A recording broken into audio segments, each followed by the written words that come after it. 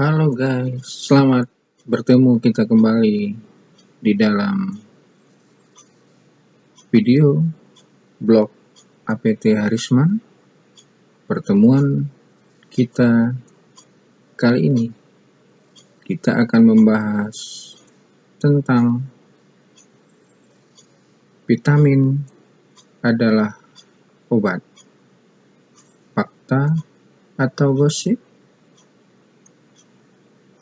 Nah, topik ini akan kita bahas karena banyak yang mengatakan bahwa vitamin tidak perlu dikonsumsi. Vitamin ada di dalam makanan. Kemudian, kekurangan vitamin tidak menyebabkan penyakit. Benarkah persepsi masyarakat seperti ini? Akan kita bahas dan uraikan pada pertemuan kali ini secara detail dan mendalam. Jangan lupa subscribe dan like ya.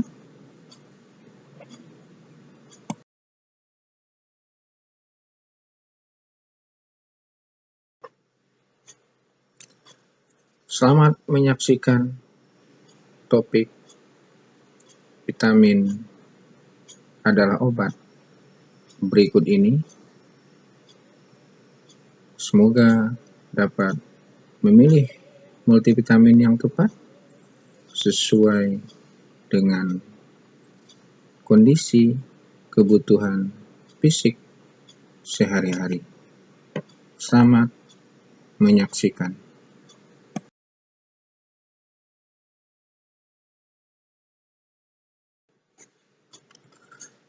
Ada banyak sediaan vitamin maupun multivitamin yang ada di pasaran obat, baik yang dijual di apotik ataupun swalayan farmasi.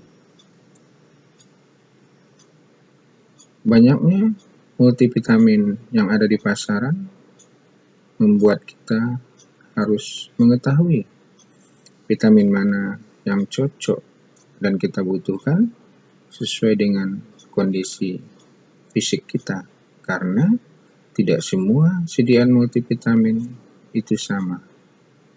Mari kita lihat apa saja komposisi vitamin itu dan untuk apa vitamin itu kita konsumsi berdasarkan gejala-gejala defisiensi yang ada secara klinis yang dirasakan oleh fisik dan tubuh kita. Adapun komposisi vitamin yang pertama adalah vitamin B1 atau disebut juga tiamin. Kapan kita memakan vitamin B1? Bila ada gejala defisiensi seperti yang pertama, ada neuritis terjadi karena sumber kalori pada yang suka mengkonsumsi alkohol, maka akan terjadi gejala neuritis. Kemudian yang kedua, wanita hamil yang kurang gizi. Ketiga, penderita emesis gravidarum. Emesis pada saat kehamilan membutuhkan vitamin B1. 4. Adanya gangguan pembentukan eritrosit atau sel darah merah. 5. Gangguan regulasi ritme jantung. 6. Fungsi suning saraf, adanya neuralgia atau nyeri di ujung-ujung jari. Bisa juga vitamin B1 ini nanti akan dikombinasi dengan vitamin B6 dan vitamin B12.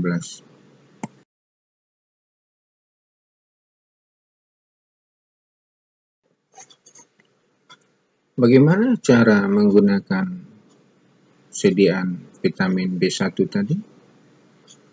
Vitamin B1 dapat diberikan secara oral maupun parenteral atau injeksi.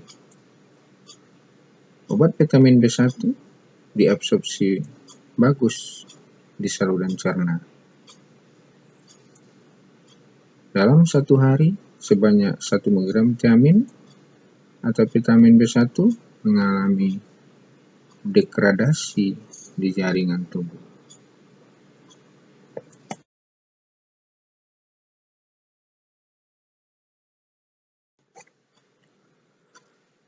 Apa bentuk sediaan vitamin B1 yang ada di pasaran? Tersedia dalam bentuk tablet, ada juga dalam bentuk injeksi. Sehingga sediaan vitamin B1 dapat dibeli bebas di apotek maupun di swalayan farmasi.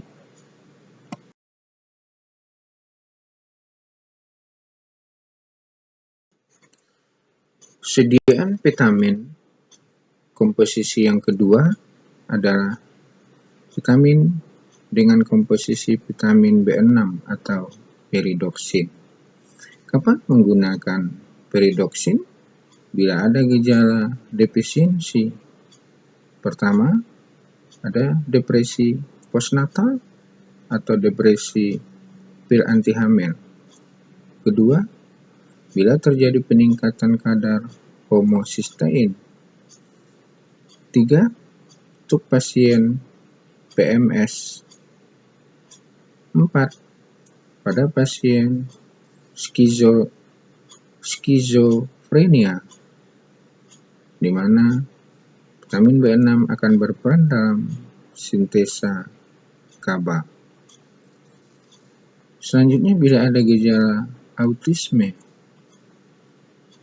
bisa juga bila ada gejala dermatitis atopis, atau kita mengalami gejala anemia,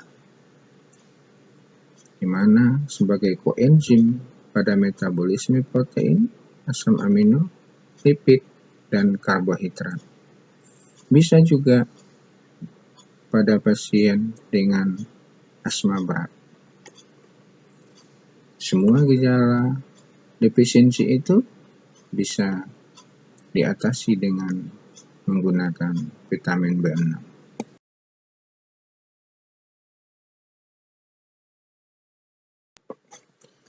Bagaimana cara penggunaan vitamin B6? Bisa digunakan per oral, mudah diabsorpsi melalui saluran cerna, ekskresi melalui urin, terutama dalam bentuk 4-asam peridoksat dan peridoksal.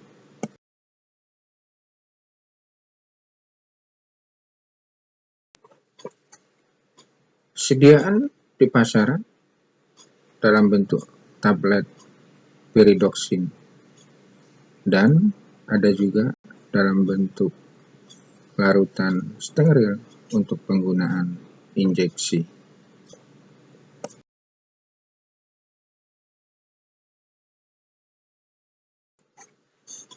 Komposisi vitamin yang ketiga adalah vitamin B12 atau cyanocobalamin.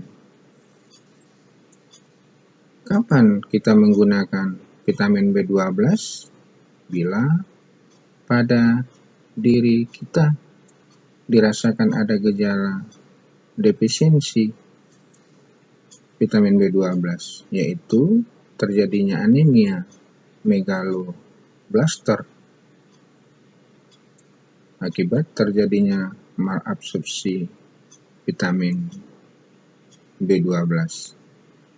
Kemudian pada lansia dengan kemunduran fungsi otak, gangguan ingatan, gangguan neurologis. Kemudian pada pasien common cold atau batuk flu juga bisa menggunakan vitamin B12.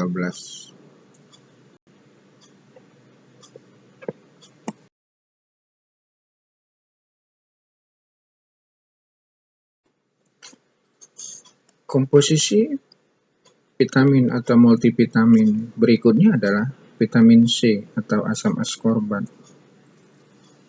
Kapan kita memakan vitamin C? Bila ada gejala defisiensi seperti kulit kasar tidak rata, kuku menyerupai sendok, kulit mudah memar, gusi berdarah, penurunan imunitas sebagai antiviral atau antibakteri yang didasarkan pada aktivitas antioksidannya. Pada saat pandemi sekarang ini, dengan adanya pandemi COVID-19, maka vitamin C merupakan salah satu pilihan untuk terapi pasien-pasien dengan infeksi COVID-19.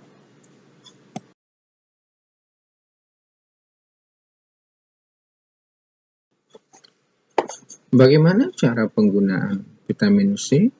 Bisa per oral, karena vitamin C mudah diabsorpsi melalui saluran cerna. Dapat juga diberikan injeksi intravena.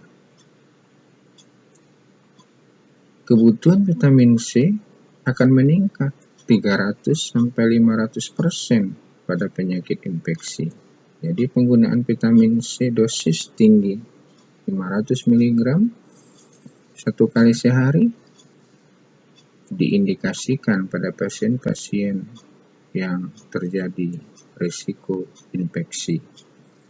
Tetapi perlu diingat, ketika mengkonsumsi vitamin C dosis tinggi, kita harus banyak minum karena risiko menghindari terjadinya pengendapan vitamin C di ginjal, sehingga dengan banyak minum masalah itu akan teratasi karena vitamin C dapat dieskresi melalui urin dalam bentuk utuh dan bentuk garam sulfatnya.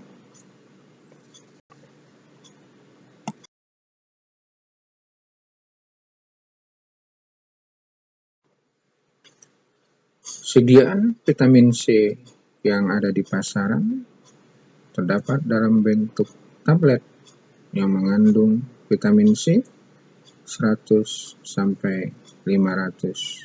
mg. Dalam tablet epepersen atau yang dilarutkan dengan segelas air, ada yang sampai kadar vitamin C-nya 1500 mg. Tapi penggunaannya dalam bentuk larutan.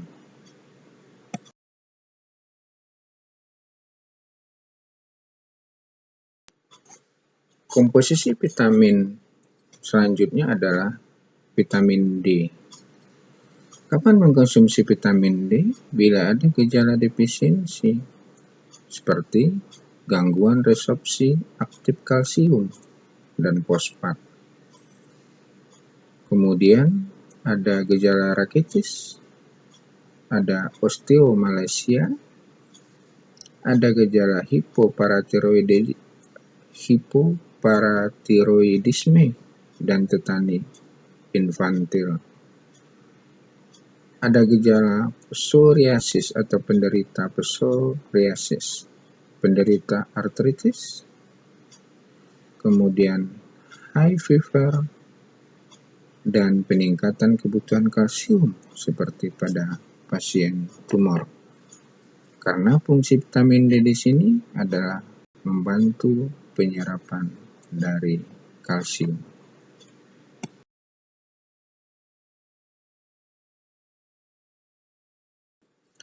Cara penggunaannya bisa per oral, karena absorpsi vitamin D melalui saluran cerna cukup baik. Vitamin D3 diabsorpsi lebih cepat dan lebih sempurna. Biasanya vitamin D3 dikombinasi dalam bentuk tablet dengan sediaan kalsium. Ekskresi vitamin D, terutama melalui empedu dan dalam jumlah kecil, dapat ditemukan dalam urin.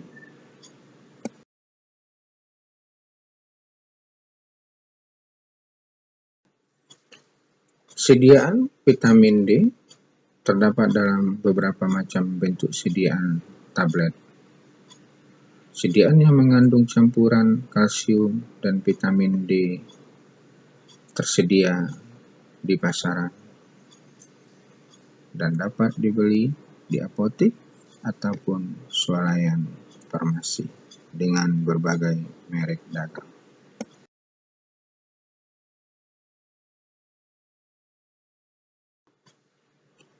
Komposisi vitamin atau multivitamin selanjutnya adalah vitamin E atau alpha tocopherol. Kapan menggunakan vitamin E? Bisa dengan gejala defisiensi yang dirasakan oleh pasien seperti steatore, obstruksi biliaris, penyakit pankreas, bayi prematur, lesi kulit, anemia hemolitik, dan udem. Kemudian mencegah terjadinya trombi dan trombos. Sebagai antioksidan, ini yang terbanyak digunakan karena bisa sebagai antioksidan di kulit, dipercaya bisa memperlambat penuaan, sehingga vitamin E banyak digunakan untuk kecantikan. Di samping itu, untuk pembuluh darah juga dimanfaatkan pada pasien-pasien jantung.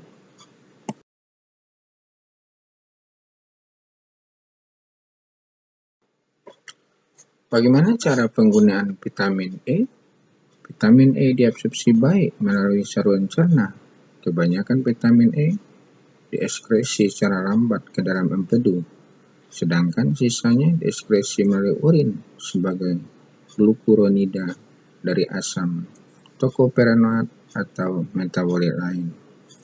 Dapat juga digunakan melalui kulit dalam bentuk obat luar, apakah dia dalam bentuk salep ataupun dalam bentuk spray.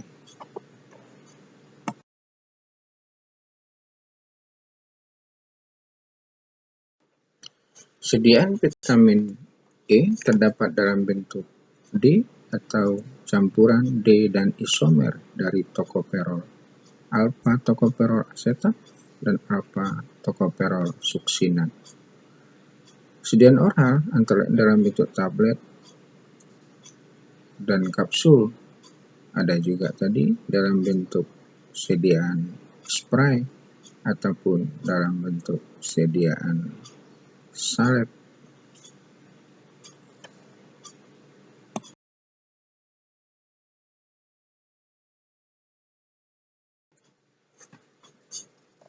Komposisi berikutnya yang tidak kalah penting adalah asam folat atau folik acid. Kapan mengkonsumsi vitamin dengan komposisi asam folat?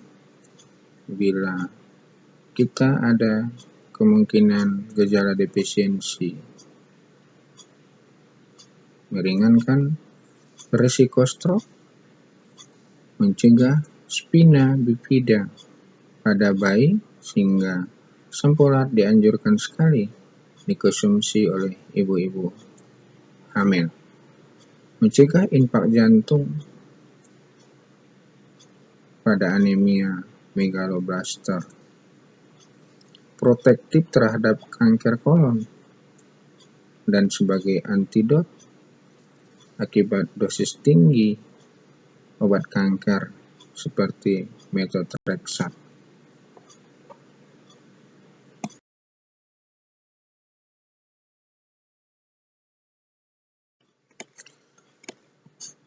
Cara penggunaan asam folat bisa digunakan per oral karena asam folat diabsorpsi baik melalui saluran cerna.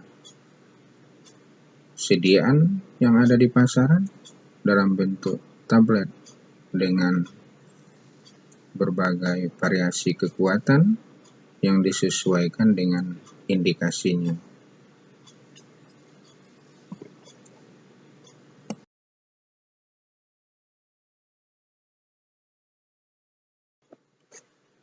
Komposisi berikutnya adalah vitamin K. Vitamin K diindikasikan bila ada gangguan koagulasi pembekuan darah, baik biosintesis faktor protrombin, faktor 7, faktor 9, dan faktor 10 yang berlangsung di hati. Bisa digunakan vitamin K untuk mengatasi gangguan koagulasi darah tersebut.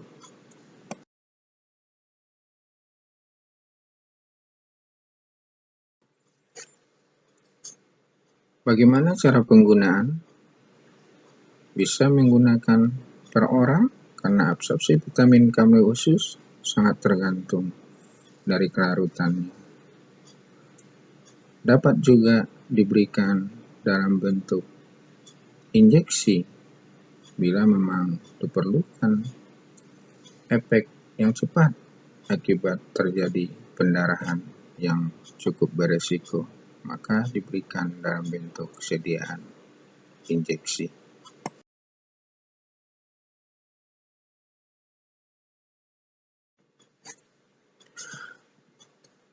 Ada berapa bentuk sediaan vitamin K? Ada dalam bentuk tablet phytomeladion atau vitamin K1 dengan kekuatan 5 mg. Ada juga dalam bentuk sediaan injeksi yang untuk pemakaian intramuskular mengandung 2, 10, dan 25 mg per mililiter.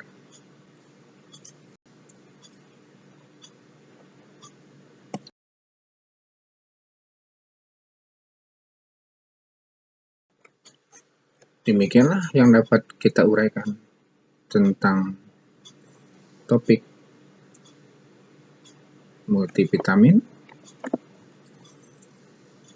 Kemudian sesuai dengan judul yang kita pilih, vitamin adalah obat. Fakta atau gosip? Jawabnya adalah fakta, karena kekurangan dari salah satu atau beberapa komposisi vitamin itu akan bisa menyebabkan gangguan tubuh dan menyebabkan penyakit pada kita atau pada pasien. Dengan demikian, vitamin adalah obat dan semoga dapat memilih multivitamin sesuai yang dibutuhkan. Terima kasih. Jangan lupa like dan subscribe ya.